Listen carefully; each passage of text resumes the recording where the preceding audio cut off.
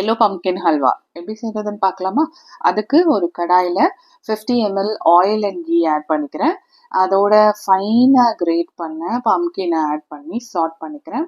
இதில் ஆயில் வந்து நல்லா இன்ஃப்யூஸ் ஆகணும். ஸோ அந்த அளவுக்கு நல்லா சாட் பண்ணிவிட்டு அதோட ரா ஃப்ளேவர் போகணும். ஸோ ரா ஃப்ளேவர் போன அப்புறமா நான் வந்து சுகர் ஆட் பண்ணுறேன் ஸ்வீட்னருக்காக. அந்த சுகர் நல்லா இன்கார்பரேட் ஆகணும் பம்கினோட. இன்கார்பரேட் ஆன உடனே நான் வந்து குக் பண்ணணும் இந்த டைமில். ஸோ அந்த பம்கின் குக் ஆகுறதுக்காக ஒரு 100 ml மில்க் ஆட் பண்ணி குக் பண்ணுறேன். ஸோ இதை வந்துட்டு இது ஒரு லாங் ப்ராசஸ்ஸு.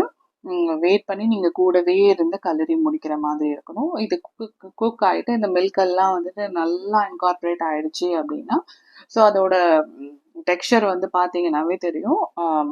மில்கெல்லாம் நல்லா வந்து உறிஞ்சிரும். அதுக்கப்புறமா நீங்கள் வந்து ஸ்வீட்டை வந்து என்ஹான்ஸ் பண்ணுறதுக்காக ஒரு பிஞ்ச் ஆஃப் சால்ட்டும் ப்ளஸ் அந்த ஃப்ளேவரை வந்து இன்னும் என்ஹான்ஸ் பண்ணுறதுக்காக வெனிலா எசன்ஸ் ஒரு ஃபியூ ட்ராப்ஸ் தான் ஆட் பண்ணியிருந்தேன்.